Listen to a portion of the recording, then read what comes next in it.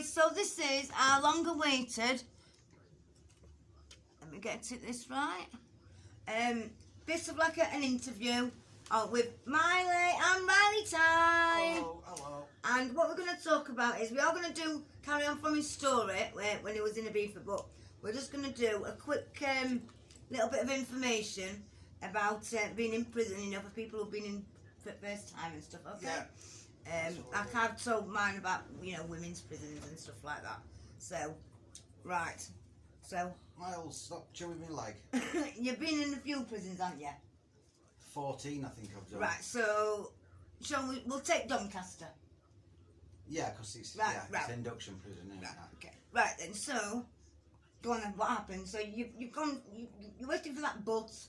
You sat in cells, aren't you, waiting to get sentenced? Yeah. Most uncomfortable room you've ever been in. Oh, it's horrendous. Because I'm a drug user, I'm skinny, so I've got no meat on my arse. So I sat for 8 hours on a wooden bench. But every 10 minutes there's an hour.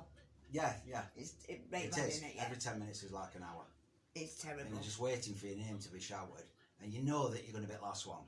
Oh. So that when you get your sentence, you're going to be either Doncaster's locked out and you'll go to Armley, because it's locked out at Doncaster, so you'll have a week in Armley and then they'll take you back to Doncaster Wendy's room. How is it picked then? How do they decide you're going to... It's when it's full. Right. Unless they're but it's like desert, like Sheffield, you'll tend to go to Doncaster, won't you? It's unless it's full, like you just said. Yeah. Okay. That's right. Right, so you got on the bus, you're there, you get off, you go on bus. It's uncomfortable on buses. You're like fucking queuing up to go in, so to speak, aren't you? Yeah, there's always a couple of buses in front of you, so you sat on bus for a good half an hour.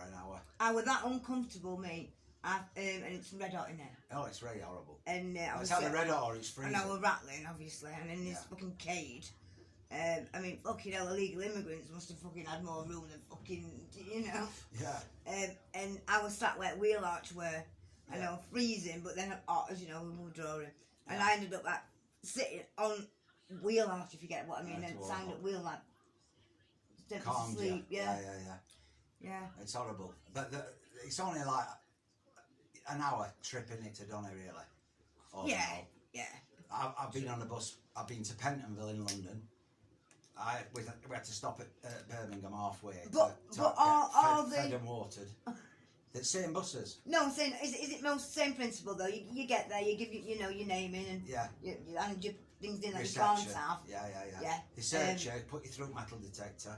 Now they put you through body scanner as well. Check you've got no like drugs inside your old phones. Yeah, because they weren't one of them when it was just like this boss chair. It's the last couple of years. They've still got boss chair as well, but they don't sit. For those who don't know what the boss chair is, do you want to just explain? It's a metal detector and it's like a big armchair. And what are they looking for, really? Well, it scans your internals. Yeah. So it's for phones, really, boss chair. Yeah. Obviously, they weren't finding drugs. And do you want to show up. That's why they've got body scanner now. Are you going to, just because, not everybody will know that, about the lingo and stuff. So, where are people hiding these phones, tell me? Up their arse. Right, okay. So... You see, what they got? Right. They got little phones, right, tiny ones. Yes, they're Some like... are as big as your thumb. Key, like fobs for keys, aren't they? They're tiny. As big as your thumb, some of them. They were literally made for that, weren't they? Let's be honest. Well, the amount of metal inside them is minute. There's only the little contacts of metal. And how much are the rest of they? it's plastic. 30 quid. Right, and how much would they be in prison? In Marshgate, 250, 300. It's... If you get an iPhone, which you don't get very often, until you get to like Lindholm where they throw them over fences and stuff. A touchscreen iPhone or an Android phone. Let's say this then. This is a Samsung. Grand. Even with a cracked screen, it'd be £1,000. Wow. It's unreal, isn't it? Yeah. An ounce of burn is 500 quid. For an ounce of burn. Yeah, because obviously you can't. So it's 13 quid out here and 500 in prison. Rizzler's there for a Rizzler's 20 quid a packet. Wow. Best thing to smuggle in, Rizzlers. And to be honest with you, you can't blame those people who get locked up purposely. They make more money. They make more money, Yeah. So yeah, we'll go into that because we're going to do like a series of it. So so you've handed your things in, like what you can and can't have, and you've gone through. You get your property's already tagged and bagged. Right. That goes on bus with you, but you don't get to see it. They take it straight behind counter in reception. Right. But they empty the bag. They empty it on counter and you go through it with What you can and can't have. Yeah, like, you can't have anything black. You can't have anything with hoods. If it's got too many pockets on it, they won't let you have it. Right, you can't have low cut tops in women's. Yeah. Right, you know. Because I got. Can't have woolly hats. Can't have gloves. Baseball caps. Or all like that. Gloves. You can have a watch. Yes. And you can have your jewellery if you want, but it's not a good idea. They advise you not to, don't they? People get mugged for it. Yeah. Because they let me, when I'm in reception, it's quite low, and for some reason she must not have thought it was that low when it was on, I don't know. And then when I wore it, they went, can't wear that. Yeah, so I had to wear a scarf that I got from my head. Yeah. Round your neck. Yeah. To cover you. Yeah. What I'd got from. Was it for that? Is it for male staff so they don't lecture you or something? I would imagine. Yeah. Yeah, I would imagine. Yeah. Yeah, so you're rattling, you feel shit. Yeah. You seat nurse. You seat nurse in reception, yeah. Right. It's like, say there's 10 of you gone in, you all get put in what they call a holding room. Yeah, and you have to wait till all 10's been booked in as well, don't you? Yeah, then they book you all in, do your property, and while that's happening, one by one, you'll get took out and took into seat nurse or doctor. And if you're on a script, they'll write a script up, contact your chemist. Yeah, they honour it, don't they? They honour your script. You'll get your methadone if you've not had it that day. Yeah. Chemist says, yeah, I'm being for it. You usually get it about 9 o'clock at night when night shift nurses come on. They'll take you to a room and give you methadone or subbies or whatever you're on. But if you're not on it, they'll do you a script, but you'll not get it that day. You'll get it the next day. Oh, you do in you don't. Only like 10 mil, like.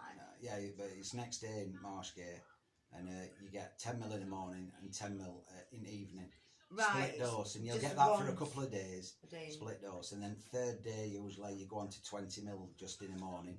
Then fourth day you'll get 30 mil, and that's what they give you. On this first night centre in women's, you'll all go on there whether you're on methadone or not, obviously to break you in gently, so to speak. Yeah. And obviously, if you prescribe methadone, you're automatically there for 5 days automatically. Yeah. A bit longer if you have that, if you're saying you're an alcoholic and you have that, what is it, Librium? Librium, yeah. But yeah, basically. But if you're not, you'll go off next day, basically, and you'll go to a different bar. Yeah, so how long would you be on that first night centre? In Marshgate, or it is in Marshgate, it's usually really full. So if you're going on detox wing to do a detox... Right, because there is no detox wing in... Well, there's in Marshgate. First night, it's on the same landing in Marshgate, opposite each of these two wings, and one's first night centre is classed as induction wing. It's same thing, right? And you'd go on there for a night, and then as soon as there's a space on detox wing, well, what they'll do next day, somebody who's done the 2-week detox will get moved onto a house block. That's what I'm next going to ask you. So you're on that 2 week. Yeah, you'll move from induction wing onto detox wing, and then your 2-week detox. Is it what people are thinking, where you will get off it? No. Right. It's basically it's just to get you onto methadone. Right. So you're not rattling, and then if you want to come off the methadone, you can either opt to stay on detox wing, right, or you can move on to house blocks and do your withdrawal on there. Right. Okay. But a lot of people don't like that because on normal house blocks it's hectic and lively. Yeah. Because everybody's and not rattling over on the methadone. Yeah. And they get the methadone at the hatch every morning. Yeah. That's what. You like walk off the house block. There's 4 house blocks. 4 wings on a house block in Marshgate, and there's 3 house blocks. Right. And they've got methadone in each one. Nurse's room. Yeah. And then one wing will queue up, and then next wing will queue up. They let so many So out. some get it at 8 o'clock, some get it at 9, some get it at 10, some get it at 11. All right, they all get it before work on in women's. Well, they do there. If you're working, there's not a lot of jobs in Marshgate anyway, so you might only have 10 out of 9 to your work. You know what I mean? So then 10 will get it first on each wing. Yeah. And then they start at 8 o'clock. They're going to work at 7:30. They start at 8 o'clock. We like set 1 up wings, and then they'll have done them by 9 o'clock. Then next wing, right? And last wing gets done at 11 till dinner time, right? And then they're serving dinner usually as you're coming back from having your meth. So you put on methadone. But it's on a rota. Right. Okay.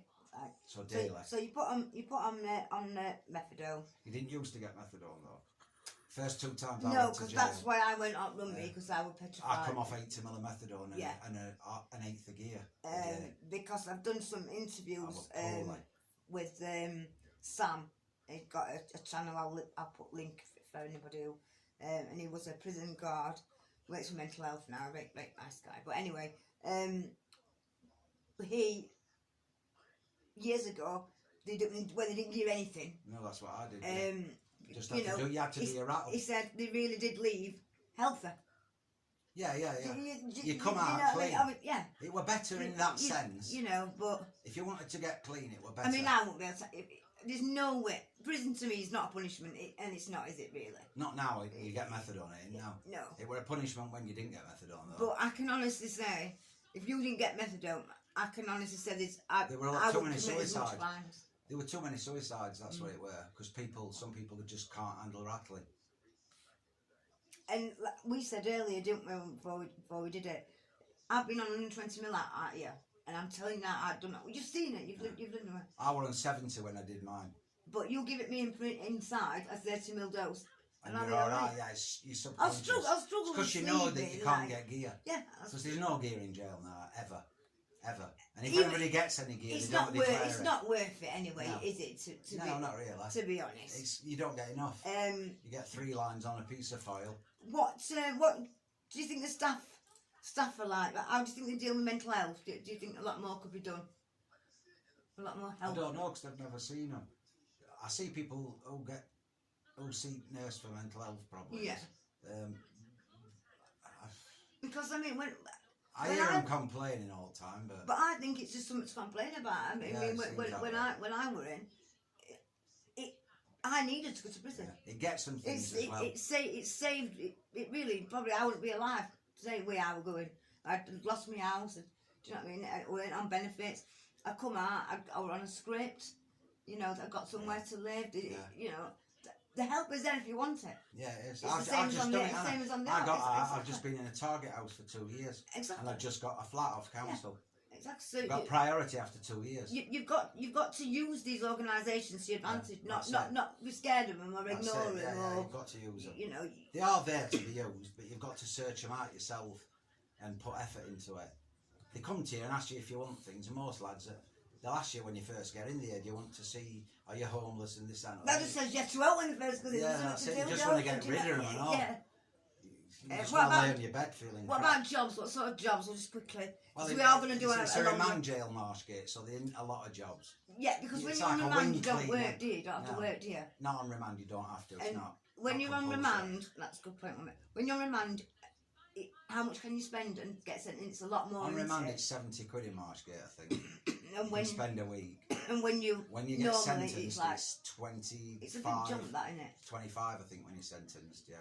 It's a big jump because in theory, I know they're saying like you haven't been sentenced yet, but you're still in prison. You're still in. Well, we're nearly wrapping it up. Oh. Right. So yeah.